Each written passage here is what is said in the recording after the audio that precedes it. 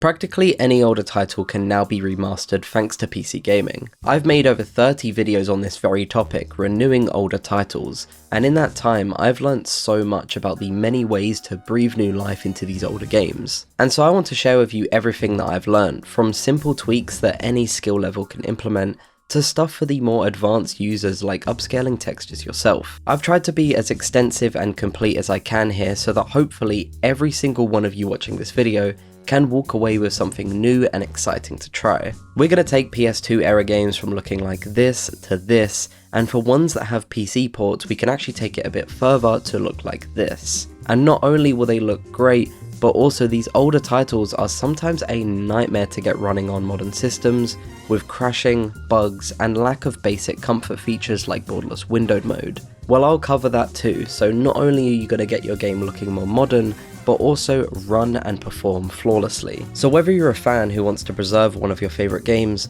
or someone that's just curious on how you can get more out of your retro games, then you're in the right place, because by the end of this video, you'll realise just how easy and accessible it all is nowadays to bring these games into the modern era. But first, a word from our sponsor, Boot.dev. We all know that coding is a very valuable skill to have in today's world, but trying to learn it as a total beginner, it can all be very overwhelming. And let's be honest, learning something can be really brain-numbing if taught in a boring way. And that's where Boot.dev comes in. It teaches you back-end development from the ground up, covering Python, JavaScript, and much more. But not in a way that makes you want to fall asleep at your desk. Instead, it frames the whole thing like an RPG. You've got quests, levels, achievements, and even a community bi-monthly boss fight. It's all designed to make learning code actually fun, but also more importantly to actually reach your goals. I tried it out for myself, and what I really love about the platform is that straight away I was writing my own code. I'm someone that learns by doing, and Boot.dev really gets that. My biggest gripe with other learning platforms is that you do a lot of watching tutorials or reading theory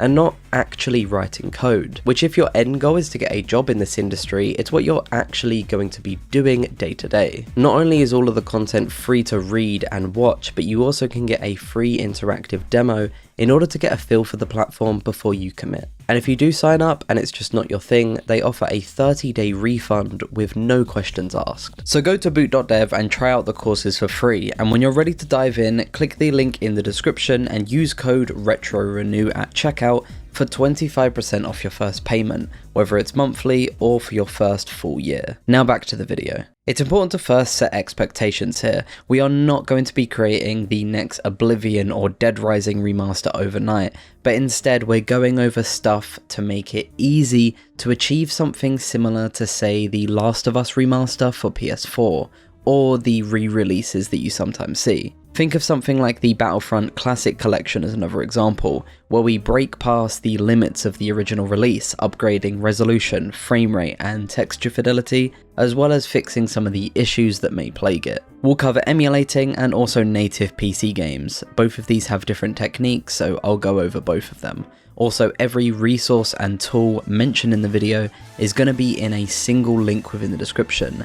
I made a page with all of the links there, so that they're a lot more easier to navigate than flooding the description with links. So whenever I renew older games for this channel, or just in general, often there's 3 core pillars. So let's go through each of them one by one and run through all the details. The first one is visual enhancements. A bit self-explanatory. It's the stuff that's going to make the game look better, or look a certain way if you may prefer. So the first thing is for emulators, and that's increasing the internal resolution. This is basic 101 emulation stuff, but it's important to just cover all bases. It might be tempting here to crank everything to 8K resolution, but your native resolution is the safest and most ideal option in my opinion. Going any higher can and will make your image look sharper and introduce super sample anti-aliasing, which smooths out any harsh jagged lines that were there before, but it will introduce visual artifacts, so I for the most part just stick to my screen's resolution.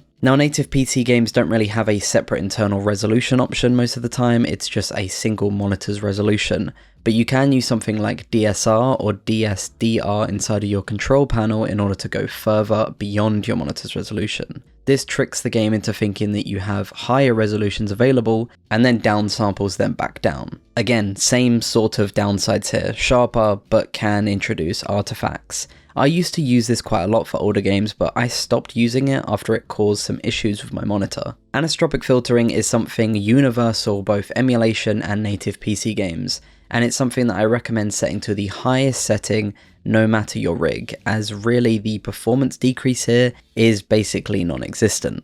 And then for PC games, you can do this through your control panel or something like SpecialK. I recommend just setting it globally to 16 times using something like the Nvidia control panel. What does this actually do, you ask? Well, it reduces a lot of blur on textures when viewed at sharp angles. This is especially a night and day difference when you look at floor textures at a distance. I really do feel like a broken record on this channel constantly mentioning anisotropic filtering, but you can see here it's really worth turning up. Now widescreen, a lot of these games are obviously going to be 4:3 instead of 16:9, and when they do have support it sometimes is a broken implementation of it. So let's go over ways that you can circumvent this and get widescreen back into the game, even if it's not supported. The first way to do this though is to see if the game actually supports it, as that's always going to be one of the best ways to get it. I'll link some website resources that quickly point out what retro games support widescreen.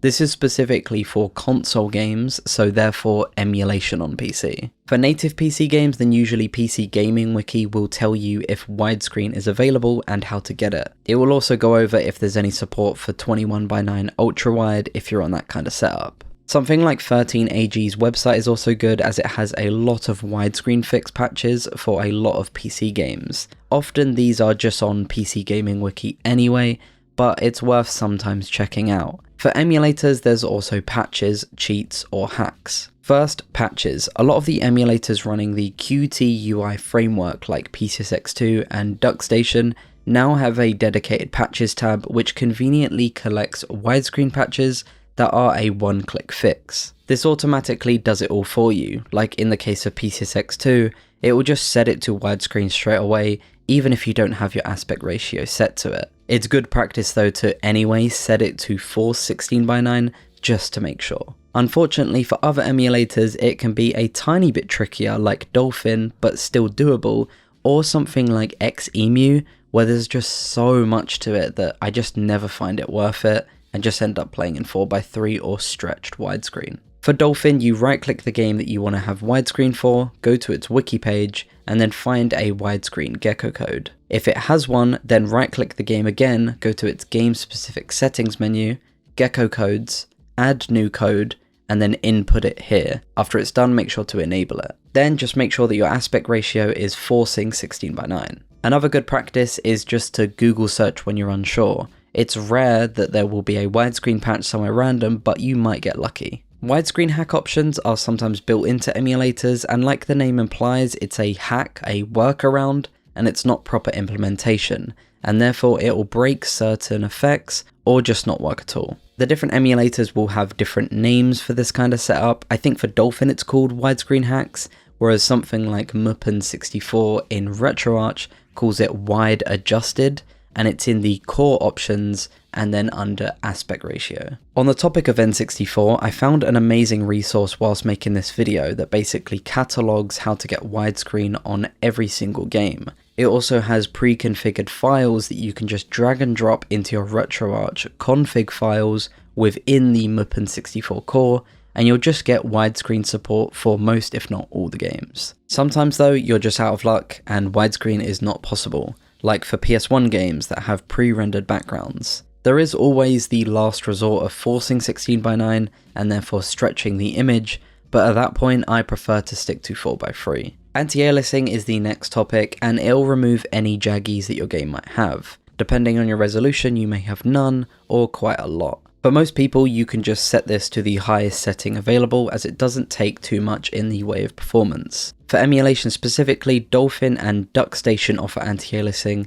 and the highest is 8 times SSAA. Not all emulators will have this option though. If you want to know if a certain emulator has a certain enhancement or not, then the general Emulation Wiki is a great resource for this kind of stuff. For PC games, your graphics card control panel can force anti-aliasing, and it's one of the best methods that I tend to use a lot. Nvidia's one is decent and fast. You can also use ReShade's built-in SMAA, which looks great too. After implementing a bunch of these enhancements, your game is going to start looking really sharp. But one thing is going to stick out like a sore thumb, and that's the low-res textures. These textures are absolutely beautiful when you view them in the low resolution. There's something about the original hardware's resolution that just masks the details and then in a weird way makes them look more detailed because your eyes kind of fill in the gaps, letting your imagination take over a bit. So when I run older games at a higher internal resolution, I really like to sometimes install texture packs in order to bring the textures up to the level of the internal resolution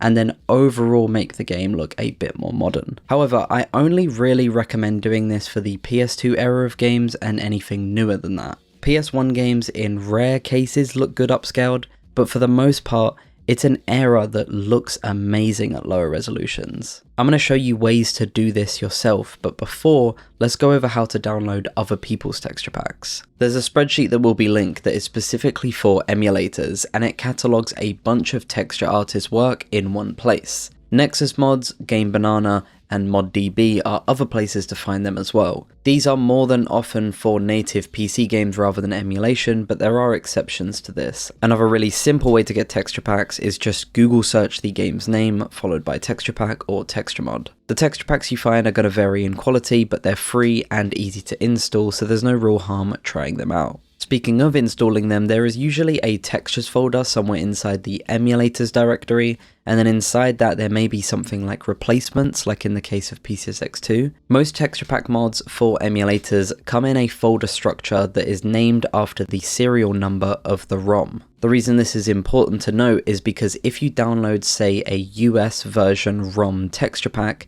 but you have the EU version of a game, then the codes might not match. To check your specific code, all you need to do is right-click your game in your emulator, go to Properties, and then here in PCSX2, it's under the first tab that you'll see under Serial. I'm pretty sure this is the same for DuckStation as well, but you want to take this serial number, and then if ever a texture pack is not the correct serial number, you just change it with this one. I can't, however, verify if this is going to work for every single game. For PCSX2, to enable them, you go Graphic Options, and then it's in the Texture Replacement tab. But for Dolphin, it's in the Advanced tab within Graphic Settings. If you're unsure, just Google your emulator and how to enable textures. There's loads of videos out there. This will instantly load the textures even if you're running the game, so it doesn't require a restart for most of the emulators. Now that we got them loading, let's talk about the texture packs themselves. There are some seriously talented people making amazing texture packs for a lot of emulated retro games, and I implore you to just go out there and find the best ones that you can find. For example, Shadow of Colossus has an amazing texture pack made by Sad Origami, who is the guy that created the spreadsheet that I'm sharing with you. It is absolutely stunning with so much passion put into it. Go try it out for yourself and also support him if you like his work because he seriously deserves it. So what if you want to have a go at making some of these textures yourself? Is it extremely difficult? Well, not so much anymore. It is extremely time consuming if you want to do it right. But if you just want to play around and have some fun with some upscaling tools, then you can upscale entire games within a few minutes. I just can't guarantee that it will look good. Dolphin, DuckStation, PCSX2, and PPSSPP are just some of the many emulators that let you dump the textures of the games that you're playing whilst you play them.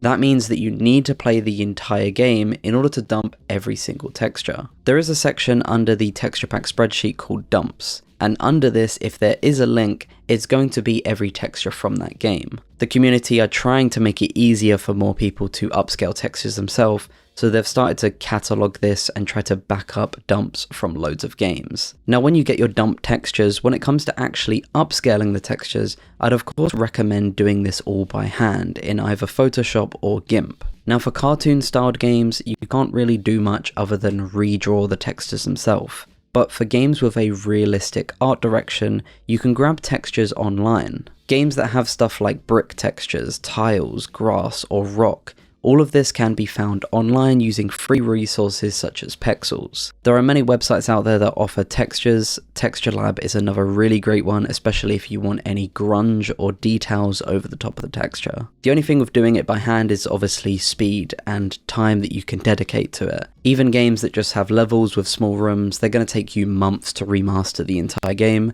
And then especially open world games, those will take you years. Even if you have these skills to pull it off though, it can be extremely difficult to create something one-to-one to the original.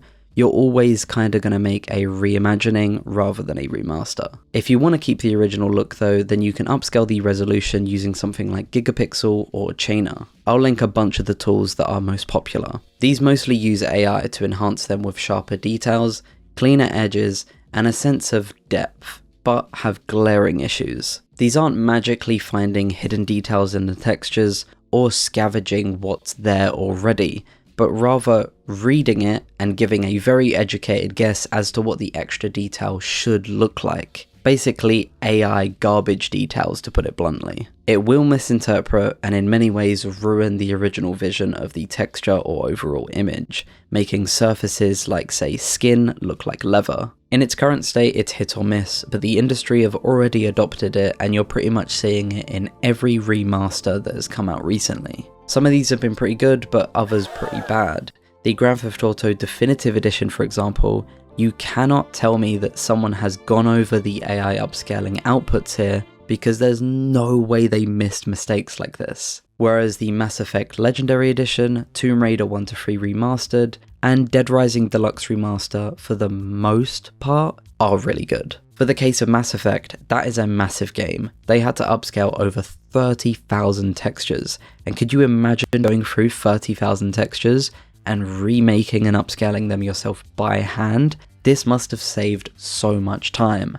But what was important is that they didn't just output it and call it a day. They went through all of the results that AI spat out and fixed any of these stuff by hand. And I think hand correction is absolutely necessary to this. You need to manually correct and refine the results in order to get a faithful representation of what was already there. It's a really, really powerful tool to remastering games, but that's the important thing. It's a tool. And just like any tool, it can make really great things, but also really bad things. It depends on the person using it. Now, enough lecturing. How do you actually upscale these textures?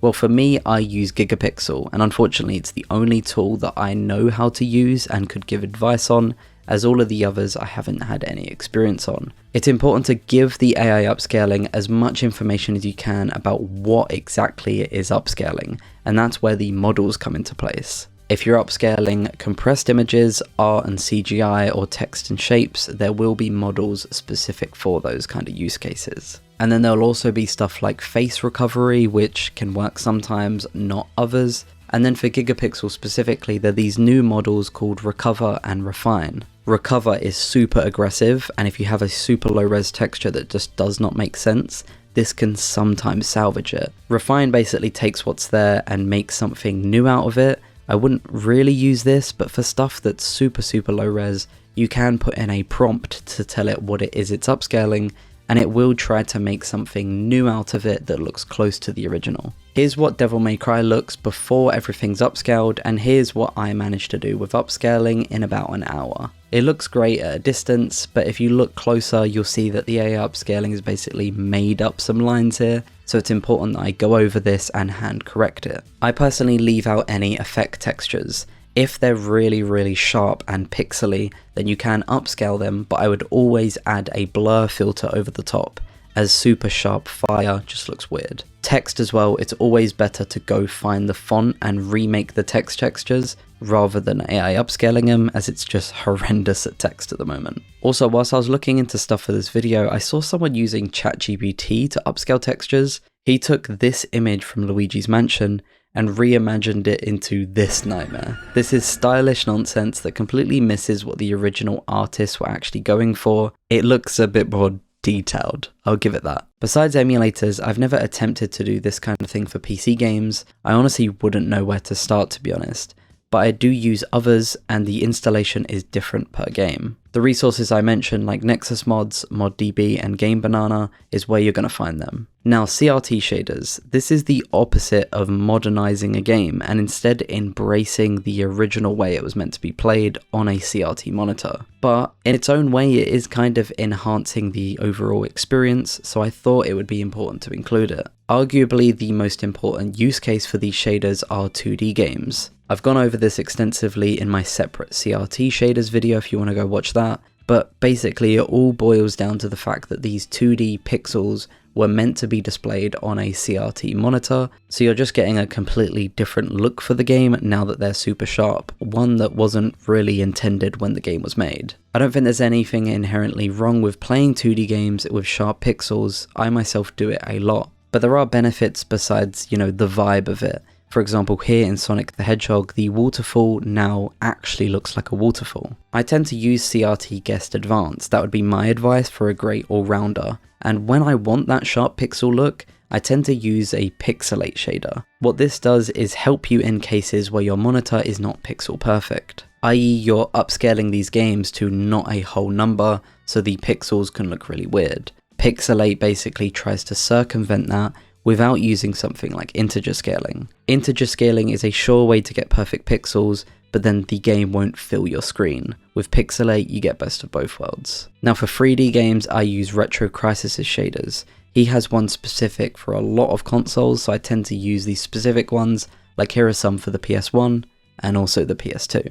New Pixie and again CRT Guest Advance are also great picks. These shaders can be enabled through the quick menu within RetroArch on all of your games. These can either be per console or per game. Now for anything outside of RetroArch, or you just want to don't bother with RetroArch at all, then Shader Glass is a little pocket CRT shader that can go over absolutely every piece of content on your device. This program is a nightmare to capture on OBS, so you'll have to excuse the visuals here, but basically it's a little window, you put it over anything, Ctrl-Shift-G to make it go full screen, and it has every single RetroArch shader alongside Retro Crisis pre-installed. Now I'm going to move over to something extremely specific to the PS1 era of games, and that's getting rid of the wobble. Enabling PGXP within the emulator is going to get rid of most of the wobble, and then checking PGXP depth buffer is going to get rid of any Z fighting. That's where shapes flicker over the top of one another like you see on screen here. This doesn't have the greatest compatibility though. For example, here I tested it in Tekken 3, and it makes random parts of the character disappear. Perspective correct colors is in a different menu within DuckStation, and this is the other option that can further get rid of any wobble, but again, use this per game as it can break some stuff. Preserve Projection Precision is something I'd recommend just leaving on all the time though. It's off by default, but I've honestly found no issues with it, and all it does is increase the accuracy of PGXP. Now the big toy I left till last, ReShade. The installation is pretty easy, but there can be a few things that trip you up.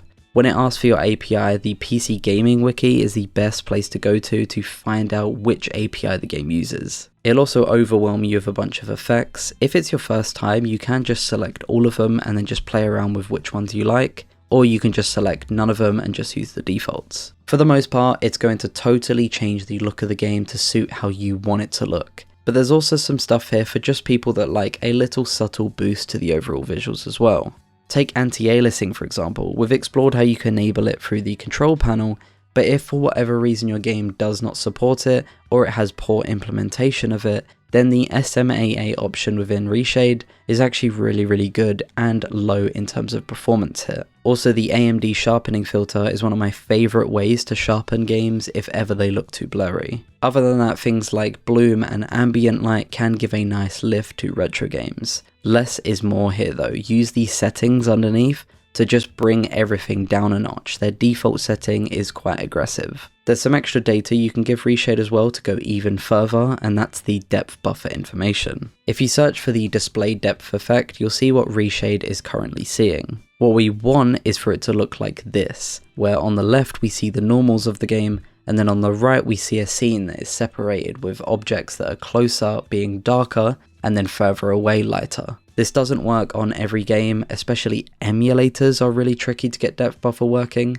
but basically the first thing you want to do is go into add-ons and tick some of the boxes under this section as that may instantly fix it. If it's still not working, then the global definitions tab is the thing that you want to start tweaking. There's an option to flip the whole depth buffer upside down if it's displaying the wrong way. And then all of the other stuff is honestly trial and error. I tend to just mess around with these settings and see what changes to try to get it looking closer to what we want it to look like. When you have it working, you can add stuff like ambient occlusion. Ambient occlusion on older games is a pretty big game changer. Then RTGI, or Ray Trace Global Illumination, is super fun to play around with. Marty's Mods is one of the paid ones, but man does it look good. You need to make sure that besides RTGI that the launchpad effect that comes with it is also enabled and sits on top of the RTGI effect. My one tip for this one is to tick the box that uses the normals, as this will get rid of a lot of the blockiness in the shading. This effect will of course tank your frame rates. It basically halves it for me. There are alternatives that are way more lighter and only take a few frames.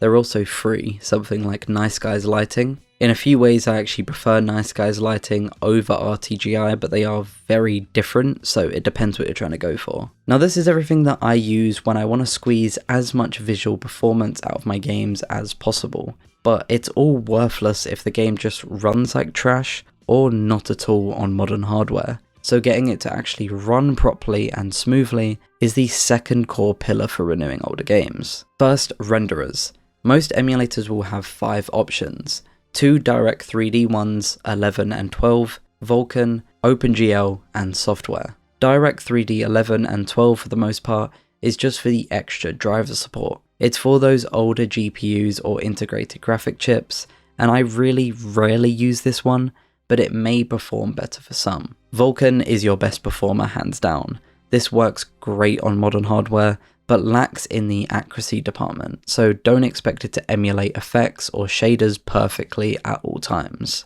OpenGL offers better accuracy and compatibility over Vulkan, but doesn't perform as well. If however you have that extra performance wiggle room, then it is a great option. Then lastly, software is for purists. If you want no compromise at all and the utmost accuracy, then this is the one. The downsides to this are that it shifts your entire workload to the CPU and therefore it's slower, and also you cannot enhance games at all. You're stuck on the native resolution. I recommend most people out there just use Vulkan and then use OpenGL if you can spare the extra performance. I use OpenGL globally and then switch back to Vulkan when I need the extra performance. There's one case where I've needed to use Vulkan, and that's for DuckStation, as PGXP just does not work when I use OpenGL. There's also something specific to the PCSX2 emulator that is to do with the accuracy of the renderer, and that's the blending accuracy. Leaving it by default is fine, but if you have the performance headroom, then setting it to full or maximum is only going to improve the emulator's accuracy. For PC games, you can't really change the renderer that easily for older games,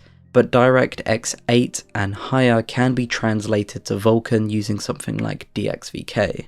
Using Vulkan instead of DirectX can be huge for games like GTA 4, or just do nothing at all. This program stutters a bit in the start as it compiles shaders, and if you want to circumvent that, you can get the asynchronous version of the tool, which most people say performs a little bit better. Sometimes DXVK also just won't work, or it will introduce crashing depending on your system stability or driver support, etc. And in those cases, I would use DG Voodoo 2 instead.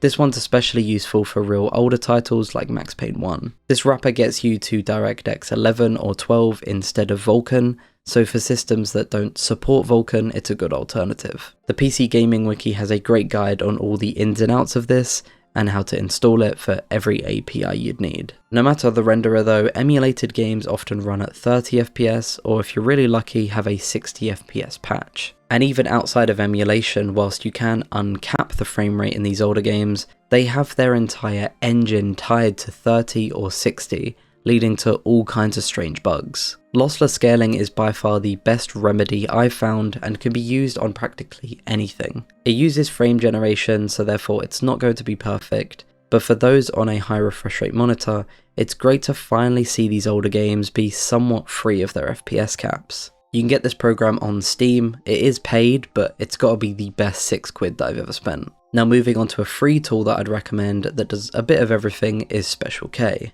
People consider this to be the Swiss Army knife of PC gaming, as its feature list is absolutely massive, but this is kinda to its own detriment. It's a jack of all trades but a master of none, and so for the most part, all of the stuff that it can do, another program can do it better. Therefore, the software can feel quite bloated with a lot of tools that you might not necessarily use. However, if a game just doesn't work for whatever reason or you're having issues with it, try running it through this program because, no joke, it's magically fixed games for me in the past. Assassin's Creed 2, for example, was a nightmare on my G-Sync monitor. I ran it with this, everything worked perfectly. And honestly, ever since then, I've hailed this program as a must-have in your toolset. It detects that I'm using G-Sync and suggests a suitable frame rate cap, which is great for when I'm too lazy or forget to set it in my control panel. The ReShade Lazy plugin is great too. It lets you inject ReShade into any game without the need to install or reboot the game. It also has HDR features, which I've heard mixed things about. Unfortunately, HDR is something that I wanted to cover in this video, but my monitor just isn't up to snuff, so maybe we'll have to save that for a different time. Now, stop what you're doing. Have you checked the wiki for the game that you're playing? Have I put this advice way too late in the video where I should have said it in the start? Maybe.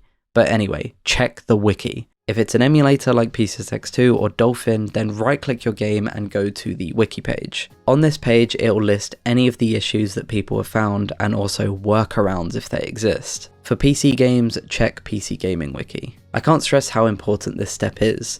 You'll save yourself so much time and headaches because a lot of the time any issues or bugs are listed here with workarounds or at least advice. Now that you've checked the wiki, most emulators will let you overclock the original hardware. It's essentially overclocking what it's emulating, not overclocking your system hardware. This has two purposes. The first one is for games that run poorly on the original hardware. For example, Quake 2 on the PS1.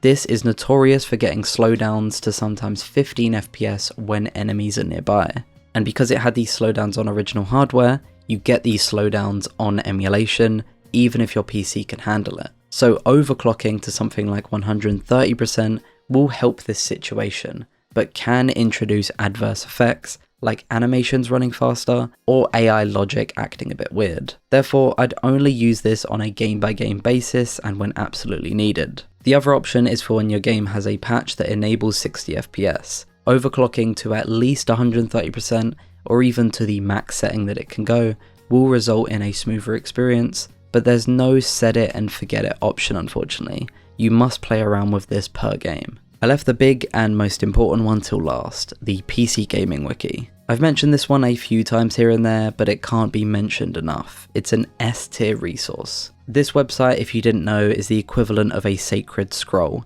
If you ever have any issues, anything wrong, or you want to know any details of a game before you play it, check this first. We've already gone over how important it is to check these kind of wikis before you play, but here it's just going to give you all of the information, be it mods, settings, and tweaks, in order to make sure that the game is going to work on modern systems. Let's use Resident Evil 4 Ultimate HD Edition as an example. Now, it's not a terrible port, but it's definitely a flawed one, so if you was to just press play and go, you'd be able to play the game somewhat, but it's not going to be the best experience. And so PCGamingWiki will be the first thing to point that out to you.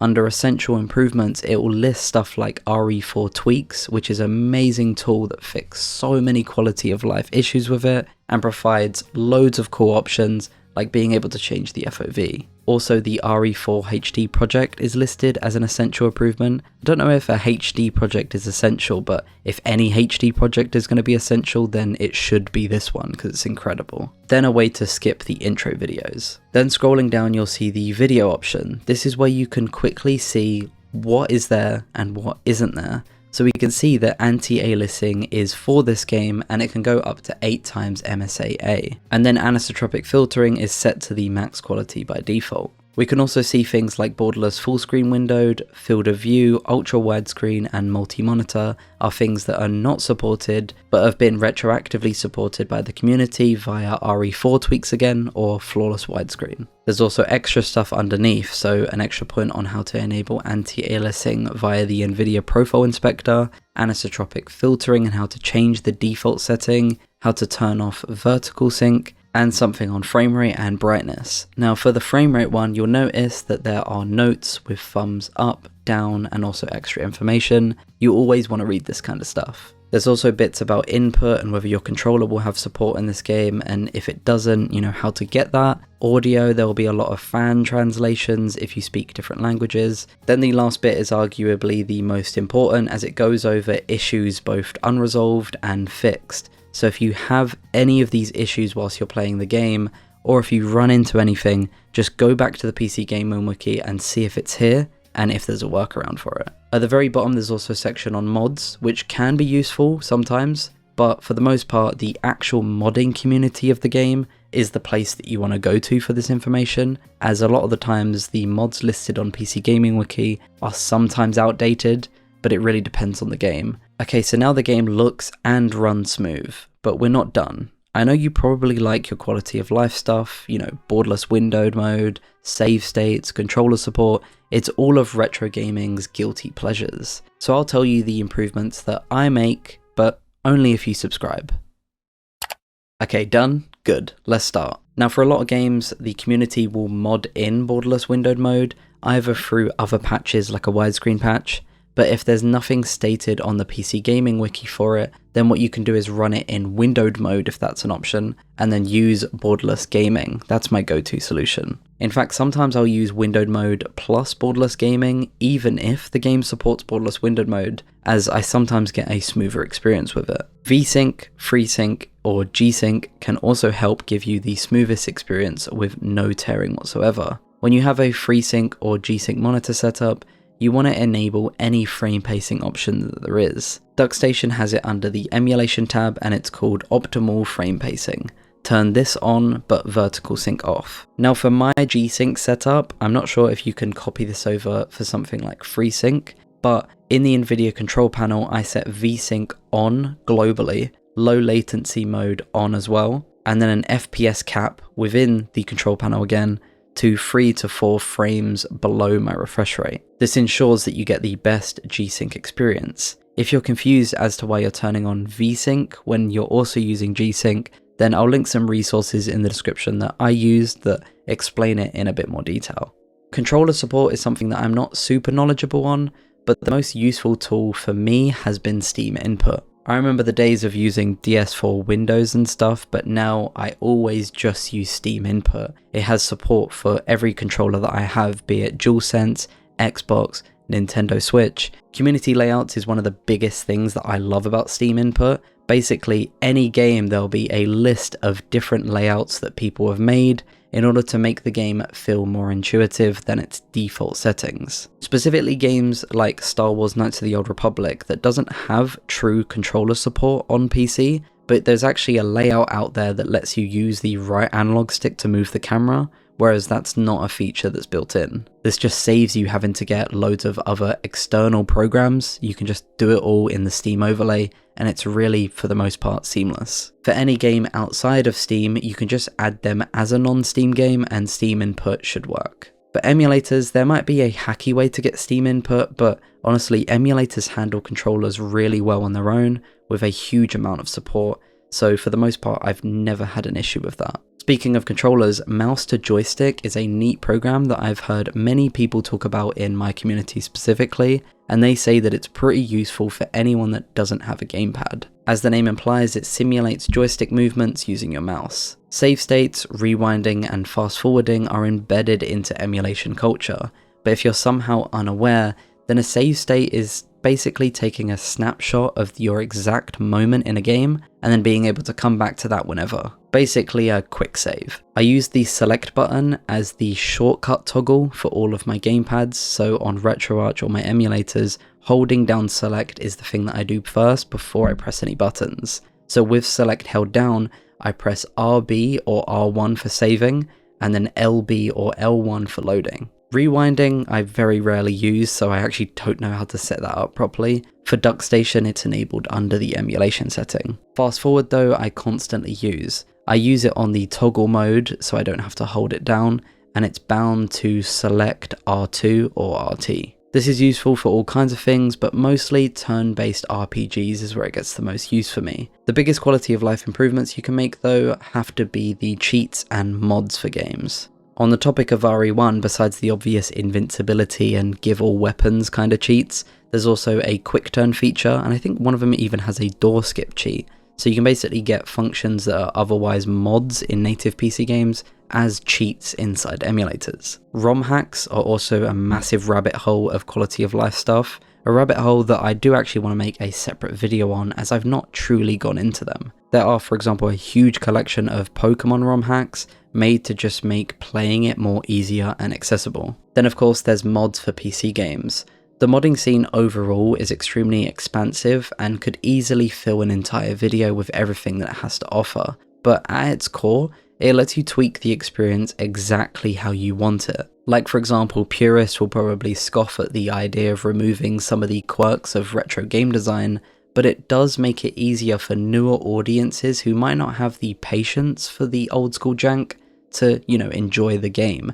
And I think more players playing games because of that is a good thing. And that about wraps it up. Everything that I talked about here today should give you enough information to get started renewing titles. It was a bit lengthy and in-depth, but I wanted to just basically knowledge dump in hope that you could find something useful. If you end up making your own textures or doing something interesting with ReShade or mods, do share it in my Discord, which will be down in the description. I now need to thank the supporters over on Patreon who support this channel monthly. It's by far the best way to support the channel, and it allows me to do more deeper dives like this, so if you want to join, you can do so for just £1 a month. Besides supporting, you'll also get a Discord role in the server, behind the scenes content, and updates as a thank you. Also, thanks again to boot.dev for sponsoring this video.